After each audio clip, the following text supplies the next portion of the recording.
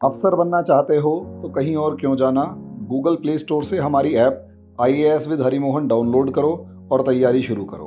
Hello दोस्तों, नमस्कार, आदाब। दोस्तों, आज मैं एक बहुत ही अलग से टॉपिक के ऊपर डिस्कस करने जा रहा हूं, जो किसी भी समाज के लिए अगर ऐसी कोई खबर आती है तो इससे ज़्यादा बुरी सिचुएशन नहीं है, इससे ज़्यादा बुरा हाल नहीं है, और वो है रेप।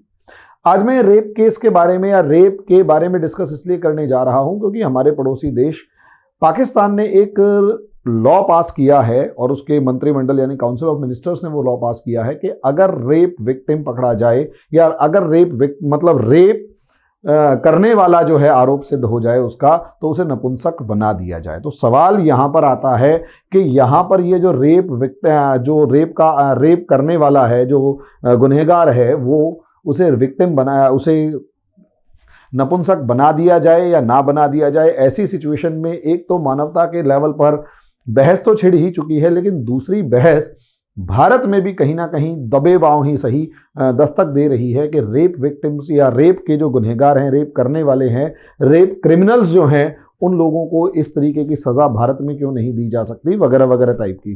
तो दोस्तों, अब असलियत में मैं आज इस क्लास में यही डिस्कस करने वाला हूं कि असलियत में रेप क्या आरोपी जो है या रेप का जो गुनहगार है, बलात्कार करने वाला जो बलात्कारी है, उसके साथ किस तरीके का पेश आना चाहिए, वो सजा क्या देनी चाहिए। लेकिन क्या सजा देना ही सब कुछ है? क्या वो सजा उसको मिल पाती भी है या नहीं, या केवल कानून बना देने से कि आपको नपुंसक बना दिया जाएगा, उसका क्या असर पड़ेगा?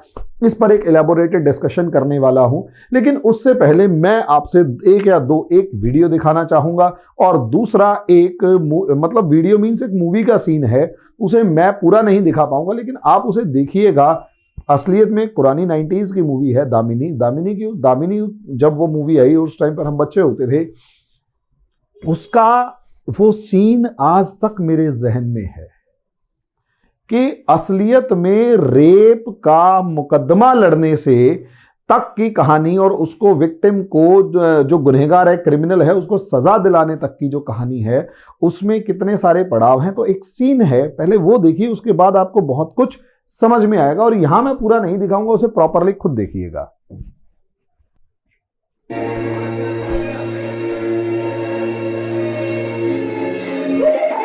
बलि चढ़ा दी है शेखर दाम। चलो मेरी समाज। प्रशांत, यहां से लगाइए जो मैं दिखा रहा हूं, ठीक है?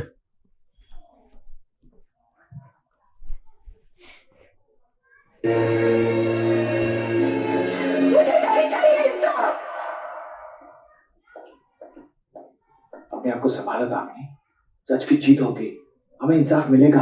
कैसा सच? कौन सा इंसाफ? मुझे कुछ नहीं चाहिए, मुझे कुछ नहीं चाहिए। मुझे बोलने दीजिए गोविंद जी, मुझे बोलने दीजिए। बहुत देखा, बहुत सुना। उर्मी के बलात्कार को धंधा बनाया है इन लोगों ने, धंधा। दोस्तों, ये सीन मैं आपको प्रॉपर, अब मेरा तो काम नहीं है ये चीज दिखाना, लेकिन मेरा आपको एक कहना है, सजेशन है, एक बार इसे पूरा देखिएगा। अगर आप पूरी मूवी देखेंगे तो ज्यादा अच्छा रहेगा। आपको एक रेप के पीड़िता के दुख दर्द की कहानी काफी हद तक वास्तविकता में समझ में आएगी। ये हमारे समाज की सच्चाई है कि आखिरी दम तक जिस तरीके की बहस होती है, अक्सर जो पीड़िता है या जो न्याय मांगने वाले हैं, वो इस तरीके से बिखर जाते हैं। उसके पीछे रीजन समझिए दोस्तों। रीजन असलियत में कुछ और नहीं है, केवल क्या रेप पीड़ित को सजा देना ही सब कुछ है? इससे ज्यादा प्रोसेस को अगर आप समझेंगे तो समझ में आएगा, एक समाज की मानसिकता को आप समझेंगे तो समझ में आएगा। हमने देवी का स्वरूप, नारी को देवी का स्वरूप माना। देवी का स्वरूप मतलब हमने नारी को इतने उच्च स्थान पर बिठा दिया कि असलियत में हम उसे पूजते हैं। लेकिन क्या यह वास्तविकता है? दोस्तों, इसका उल्टा असर यह है कि जब हम एक नारी के देवी स्वरूप को पूजते हैं तो उसका दूसरा असर यह है कि हम अपने घर की नारी को भी उसी देवी स्वरूप में देखना चाहते हैं, और अल्टीमेटली अनजाने में ही नारी के ऊपर वो रिस्ट्रिक्शंस लगा दी जाती हैं। पितृसत्तात्मक समाज है, पुरुष प्रधान समाज है। अब ऐसे में नारी के ऊपर इतनी ज्यादा रिस्ट्रिक्शंस लगा दी जाती हैं कि वो सती सावित्री होनी चाहिए, वो दुर्गा के रूप में होनी चाहिए, वो सरस्वती का भी रूप होनी चाहिए, वो लक्ष्मी का भी रूप होना चाहिए, वो सारे तरीके के रूप होने चाहिए जिसके अंदर माता, बहन, देवी ये सब दिखाई दे रही हो। और ऐसे में भारी भरकम सिद्धांत उसके ऊपर लाद दिए जाते हैं और नारी के व्यवहार को, नारी के बेसिक व्यवहार को असलियत में उसके मतलब सब परिवार के सम्मान से जोड़कर, परिवार की इज्जत से जोड़कर हर तरीके से उसको बांध के रख दिया जाता है। अब सम्मान है तो सम्मान की रक्षा भी करनी पड़ेगी, और यदि सम्मान की रक्षा भी करनी पड़ेगी, और साथ में मजे की बात ये कि पुरुष को किसी तरीके से इंद्र से लेकर कामदेव के रूप तक सब तरीके से उसको जायज ठहराया जा रहा होता है। नतीजा ये कि पुरुष प्रधान समाज में दुनिया का कोई भी धर्म उठाकर देख लीजिए, उसमें जहां पर पुरुषों की दबदबा है या जो मेल डोमिनेटिंग सोसाइटी है, वहां पर हर जगह नारी को इस तरीके का एक रूप बनाया गया, चाहे वो मदर मैरी हो, चाहे किसी भी मामले में हुआ, हर तरीके से नारी को इतने ऊंचे स्थान पर बिठाकर आम औरतों को उनका एग्जाम्पल लेके दबाने की कोशिश की गई। और अगर आदमी उनके साथ हिंसा करता है तो उसको इस तरीके से लगाया गया कि बहुत बढ़िया, ये आप उसे सही रास्ते पर ला रहे हैं और अच्छे सिद्धांतों की तरफ लेके जा रहे हैं। और यहीं जो ये मानसिकता है, यहीं से रेप की शुरुआत भी होती है, रियलिटी है। क्योंकि असलियत में आपने क्या किया, समाज के अंदर लड़के को उठाकर उस लड़की का एक डोमिनेट करने की एक पावर प्रोवाइड कर दी, जिसके अंदर उसे सही रूप में, उसको सही फॉर्म में रखने की जिम्मेदारी आदमी की है। नतीजा उसका ये होता है कि वो अपने घर की औरतों को, बहनों को, आप औरत वाइफ को, बहन को, माँ को, सबको एक लाइन में लगा के रखने की कोशिश तो करता ही है, बाहर उस नारी को, क्योंकि घर में उसे नारी पर होते हुए अत्याचार को देख चुका है, वो नारी के ऊपर लगने वाले रिस्ट्रिक्शंस को देख चुका है वो। नतीजा ये कि बाहर की औरतों को, वो अपनी वाली को तो भले ही पवित्र समझ रहा है, लेकिन बाहर चलती हुई किसी भी लड़की को, चाहे वो किसी भी काम से जा रही है, चाहे उसकी कोई भी मजबूरी क्यों ना हुआ, सामान समझता है, सामान समझता है, उठाई गिरा समझता है। और उस सामान समझने की जो मानसिकता है, वहीं से रेप की शुरुआत होती है। और ऐसे में इनको सपोर्ट करने वाले वो नेता मिल जाते हैं जो ये कहते हैं लड़कों से गलती हो ही जाती है। ये जो मानसिकता है जिसमें वो नेताजी कह रहे हैं कि लड़कों से गलती हो ही जाती है, वास्तव में ये मानसिकता, वो नेताजी वाली मानसिकता हर घर में मौजूद है। क्योंकि अगर अपनी लड़की के साथ अगर कुछ हो रहा है तो केस अलग होता है, लेकिन अपना लड़का अगर कुछ करके आ रहा होता है तो उस लड़के की मां भी यही कह रही होती है कि मेरे लड़के ने नहीं किया, ये इस लड़की की ही कमी है। उस मां से एक बार पूछकर देखो, आप अपने बेटे की सपोर्ट ले रही हैं, इसे उल्टा घुमा दिया जाए, अगर इसकी जगह बेटी होती तो सवाल यही है ना। पितृसत्तात्मक समाज है, पुरुष प्रधान समाज है, मेल डोमिनेटेड सोसाइटी है, और मेल डोमिनेटेड सोसाइटी में अक्सर लोगों के साथ ये प्रॉब्लम होती है कि वो सिर्फ अपनी जगह पर अपने फायदे की बात सोच रहे होते हैं, और यहां से रेप की शुरुआत होती है। क्योंकि लड़के को तो आपने ऐसा बना दिया है कि बेटा तेरे को तो विजयी होके आना है, तू तो योद्धा है, तू पराक्रमी है, तुझे अपनी वाइफ को भी दबाना है, तुझे सबको समाज को बिल्कुल ठेकेदार बन के रहना है। वहां से रेप की शुरुआत होती है, क्योंकि आपने उसके दिमाग में बिठा दिया। यही कारण है उसको दो काम अपने आप पैदा होते ही सीखने को मिल जाते हैं, या थोड़ा सा वो ऊपर उठता है या बड़ा होता है तो सीखने को मिल जाते हैं कि अपने घर की महिलाओं की रक्षा करना, अपने सम्मान की रक्षा करना है, और दूसरे की महिला की अगर अपमान भी कर दोगे तो वो भी विजयी हो, आप विजयी भव हो। क्योंकि आपने फिर उस नारी को धर्म के नाम पे, जाति के नाम पे, मोहल्ले के नाम पे, क्षेत्र के नाम पे, जाति प्रजाति के नाम पे, रेस, एथनिसिटी, कुछ भी मान लीजिए, उन सब के नाम पर डिवाइड करके अपने आप को विजेता घोषित करना, दूसरे की लड़की छेड़ देना या भगा लाना या कुछ भी करना या उसका रेप कर देना अपनी विक्ट्री के तौर पर देखा जाता है। हाथरस केस में यही दिखाई दे रहा है, जिसमें दबंग जाति के जो लोग हैं, यहां तक कि जाहिल अनपढ़ गवार गधे, उन लोगों ने भी रेपिस्टों का सपोर्ट किया, सिर्फ जाति के नाम पर, ऊंची जाति के नाम पर। आज जब सीबीआई रिपोर्ट आ चुकी है कि हाँ रेप हुआ और प्रॉब्लम थी, तब कोई नहीं बोल रहा, लेकिन उन सबने उस लड़की का अपोज करके ये कहा कि रेपिस्ट ठीक है, लड़की ही गलत है, क्योंकि लड़की के माँ बाप गलत आरोप लगा रहे हैं। ये जो मानसिकता है ना, जाति के नाम पे, धर्म के नाम पर, गली के नाम पे, मोहल्ले के नाम पर, प्रजाति के नाम पर, सब चीजों के नाम पर तौलने के बाद सोचा जाए कि क्या ये लड़की मेरी फर्स्ट रिलेटिव तो नहीं है। उसके अगर वो फर्स्ट रिलेटिव है तभी दर्द होगा, वरना केवल एक खबर है या फिर विजय और पराजय की एक बात है बस। ये समाज की मानसिकता है। इसमें एक मानसिकता और है। अब जब ये समाज की मानसिकता बन चुकी है तो ऐसे इस केस में लड़कियों के लिए समाज में रह पाना बड़ा मुश्किल काम है। और यही रीजन है कि मैक्सिमम रेप केस में अगर रेप हो भी गया है तो बात को दबाने की कोशिश की जाती है। और अगर बात नहीं दब रही है तो यही समाज के जो ठेकेदार हैं ये उस लड़की पर दबाव डालते हैं कि बेटा शादी कर ले इस रेपिस्ट से। उससे पूछा जाए जो ये कहता है कि इस रेपिस्ट से शादी कर ले कि जब तेरी बेटी का अगर इस तरीके से रेप हो, केस उल्टा हो, तो क्या अपनी बेटी का उस रेपिस्ट से शादी करवा देगा? और कल को वो रेपिस्ट का एक दूसरा रेप करेगा तो क्या उसकी शादी उससे दूसरी शादी करवा दोगे? फिर तो उसको तो मजा आ गया, वो तो विजेता है कि एक बार बस उसे किसी का रेप करना है और शादी हो जाएगी और आराम से छूट जाएगा। और जो फैसला सुनाने वाला गधा है पंचायत में, क्या वो ऐसा अपनी बेटी के केस में कर सकता है? न्याय वो नहीं है जो आप कर रहे हैं, न्याय वो है जो उसका उल्टा भी सही हो। वो बिल्कुल जस्ट होना चाहिए जिसका उल्टा भी सही हो, न्याय वो है। तो क्या ये लोग न्याय कर पाते हैं? तो जब हमारे समाज के ऊपर इस तरीके का प्रभाव है तो समाज से तो आप उम्मीद कर नहीं सकते कि न्याय हो। और यही कारण है कि मैक्सिमम केसेस में, और उसके बाद यदि किसी लड़की के साथ ऐसा कुछ हो भी गया और मोहल्ले या कहीं पर पता लग गया तो दोषी लड़का नहीं है, क्योंकि लड़का तो विजेता है, उसका तो काम विजय प्राप्त करना है, वो तो शेर है। गलती बकरी की है जो शेर के सामने क्यों आई। गलती बकरी की है, चाहे वो शेर के सामने क्यों आई, चाहे वो 6 साल की बच्ची क्यों ना हुई। अगर 6 साल की बच्ची है तो उसके मां बाप की गलती है कि उसने अपनी बेटी को खुला क्यों छोड़ा।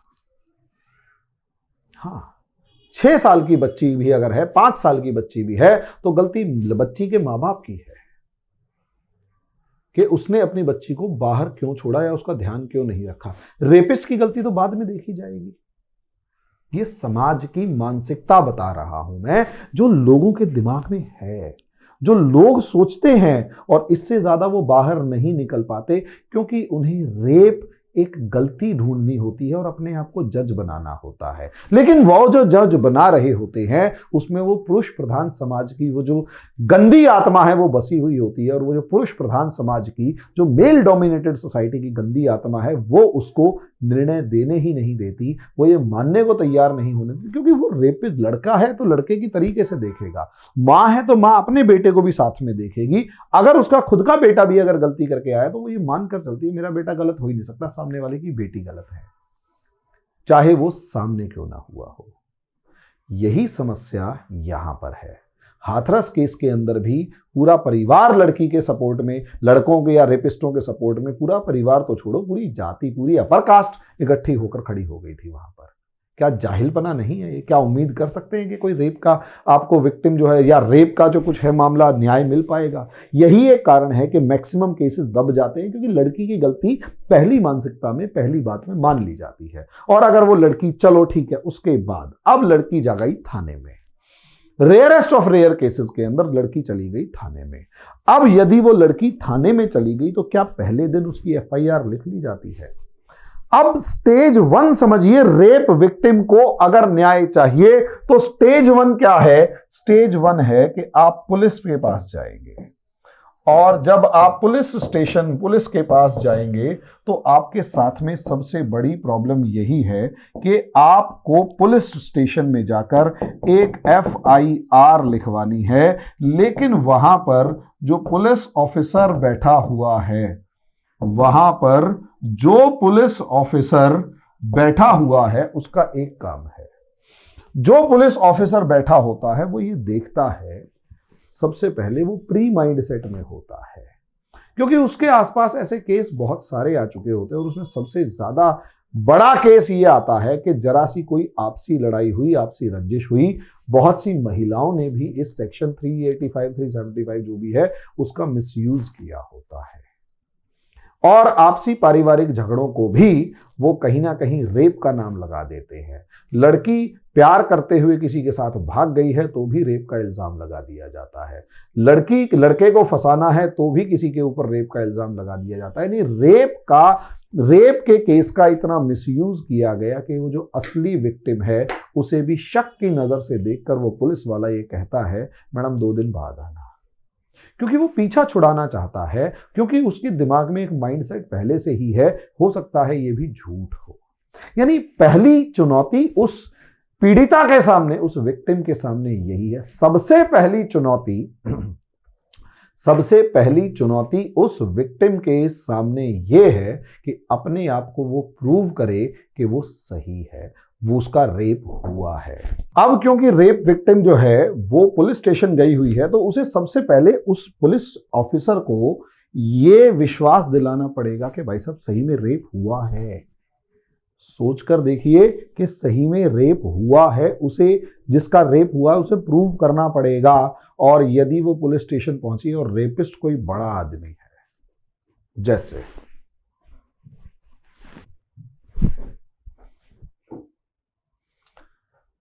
अभी 1 या 2 दिन पहले की ही खबर है, 16 दिसंबर की, Hemant Soren raped me like an animal something जो भी है, कि झारखंड के मुख्यमंत्री पर आरोप है कि उन्होंने रेप किया। तो क्या उम्मीद की जा सकती है कि पुलिस वाला एफआईआर लिखेगा?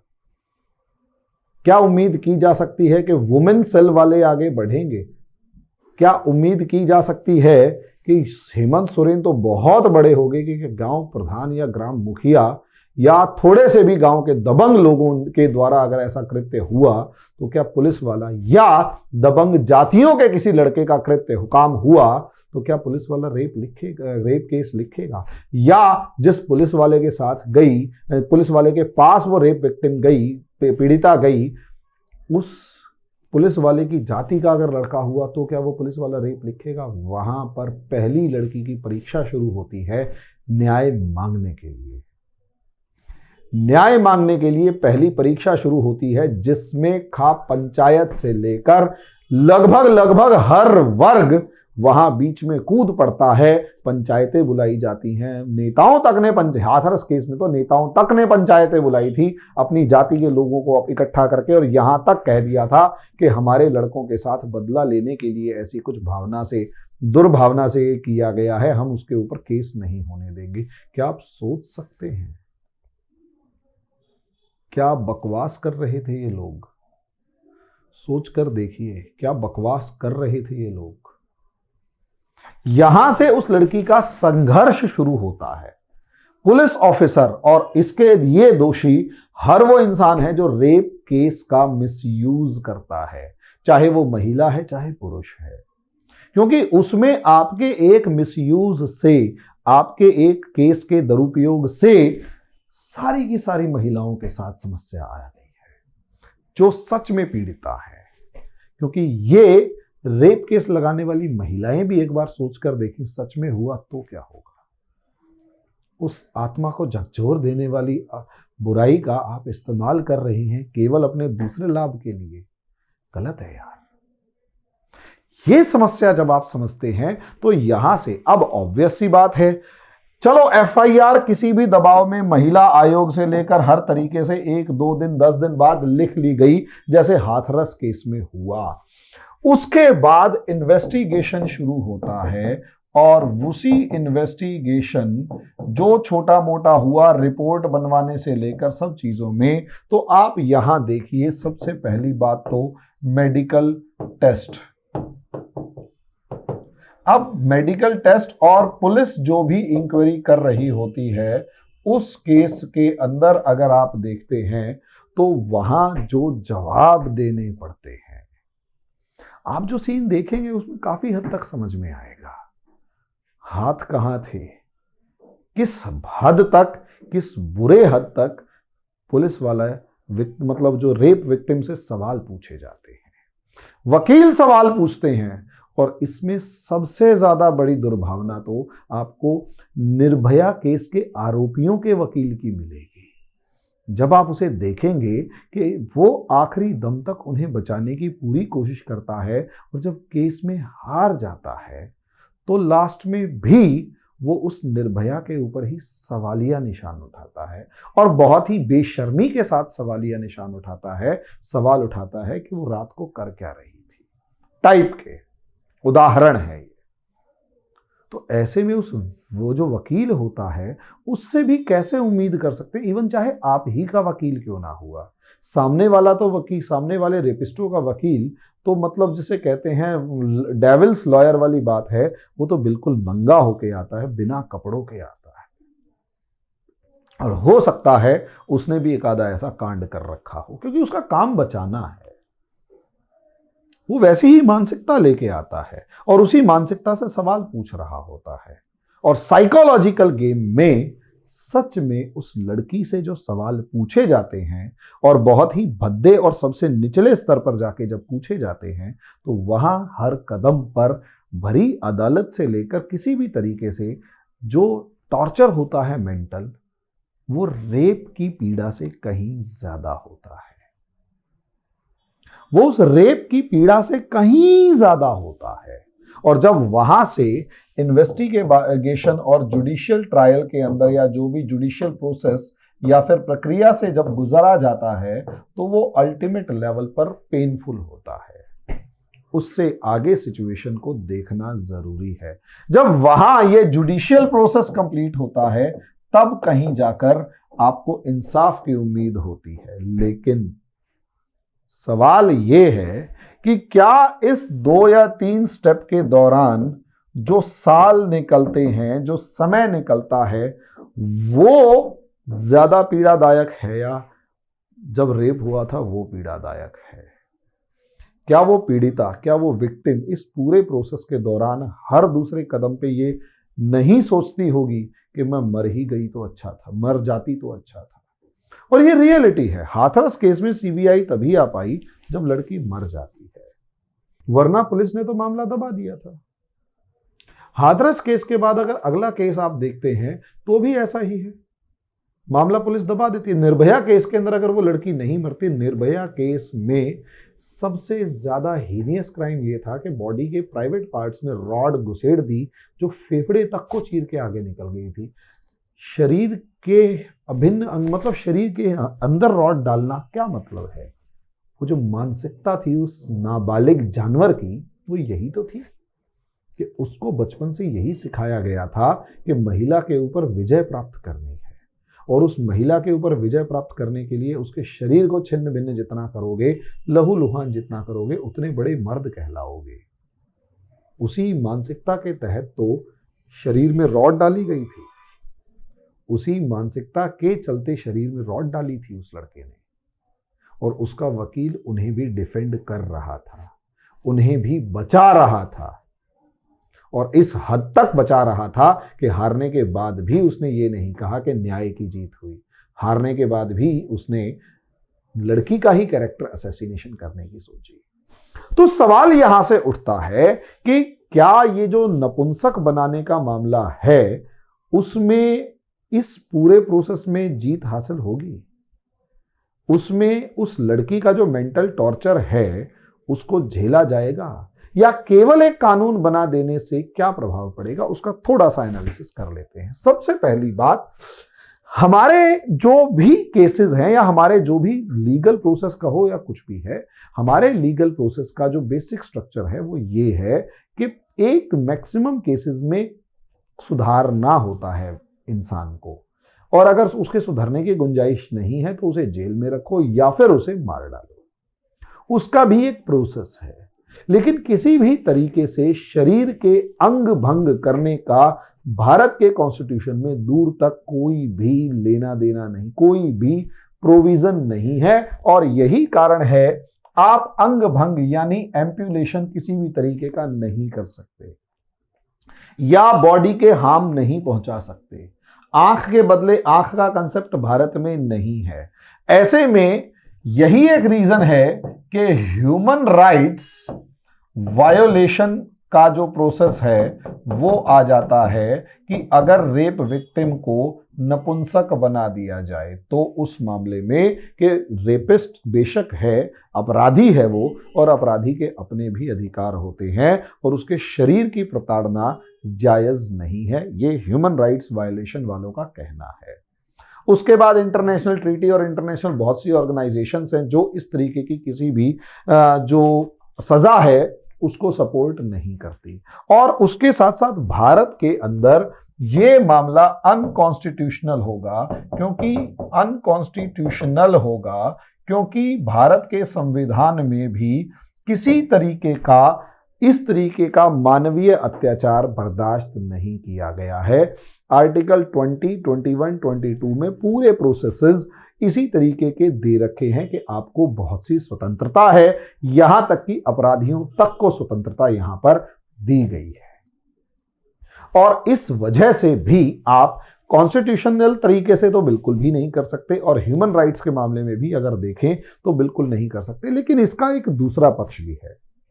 दूसरा पक्ष वो है जो मानता है कि अगर आप उन्हें नपुंसक बना देते हैं तो उस नपुंसक बनाने के बाद ये जो पितृसत्तात्मक समाज है, जो मेल डोमिनेटेड सोसाइटी है, इस मेल डोमिनेटेड सोसाइटी के अंदर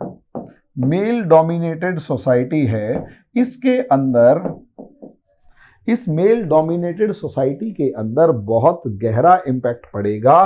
क्योंकि असलियत में अगर एक रेप विक्टिम जो लड़की है, रेप पीड़िता जो लड़की है, जितना अपमान उसका है उतना ही अपमान मर्द न होना भी है। हाँ, मर्द ना होना भी उतना ही अपमान ऐसी सोसाइटीज में होता है। और ऐसे में अगर उसको नपुंसक बना दिया जाता है तो वो फांसी, जेल जाने या फिर जिसे कहते हैं हैंगिंग या फिर फांसी से कहीं ज्यादा इफेक्टिव होने के चांसेस हैं। क्योंकि मेल डोमिनेटेड सोसाइटी में मेल होना, पुरुष होना एक मानसिकता है और पुरुष होना क्योंकि एक अपने आप में एक मानसिकता है तो उस मानसिकता पर चोट की जाएगी अगर उसको नपुंसक बना दिया जाएगा। और ऐसा नहीं है बुद्ध दुनिया में कहीं नहीं किया जा रहा, इंडोनेशिया में है, ब्रिटेन जैसे देशों में है, जहां पर ब्रिटेन जैसे देशों में ड्यू प्रोसेस के अकॉर्डिंग क्या किया जाता है कि बहुत से ऐसे लोग जिनको लगता है कि वो अगर जेल से छूट गए या जब सजा पूरी होगी तो वो दोबारा रेप करेंगे, क्योंकि उनके अंदर वो कामुकता, वो जो सेडक्शन टाइप का है वो जागता रहता है, बढ़ता रहता है। इसीलिए टेस्टोस्टेरोन को कंट्रोल करने के लिए उनको कुछ ड्रग्स, दवाइयां दी जाती हैं जो एक तरीके का नशा है। और वो नशा जो है उस नशे के चलते वो अपने आप को दूर रखते हैं। और यही सबसे बड़ा कारण है कि बहुत सी जगह पर इस चीज़ के ऊपर डिस्कशन शुरू हुई है और भारत में भी एक डिबेट अलग सी शुरू हो गई है कि क्या रेप विक्टिम्स को फांसी की सज़ा देने के लिए या लाइफ इम्प्रिजनमेंट देने से ज़्यादा ज़रूरी उनको नपुंसक बना देना है ताकि समाज के लिए एक उदाहरण प्रस्तुत हो। तो ये एक डिबेट है, इसके ऊपर प्रॉपर लंबी चौड़ी डिस्कशंस चलेंगी और जैसे जैसे आगे होगा मैं इसके ऊपर भी डिस्कशन करता रहूंगा कि क्या रेप विक्टिम को नपुंसक बना देना जायज़ किस हद तक है और कैसे है। अगले वीडियो में इसका इंतज़ार कीजिए और अलग अलग जो स्कॉलर्स हैं उनके ओपिनियन का भी आप इंतज़ार कीजिएगा। तब तक के लिए धन्यवाद। और दोस्तों रिक्वेस्ट ये है, हमारी ऐप प्लीज़ डाउनलोड कर लीजिएगा और हमारे लाइव सेशंस को अटेंड करना चाहते हैं तो वो भी कीजिए। और जूम ऐप के ऊपर हमारी क्लासेस बहुत बढ़िया लेवल पर चल रही हैं, आप उन्हें भी अटेंड कर सकते हैं। धन्यवाद।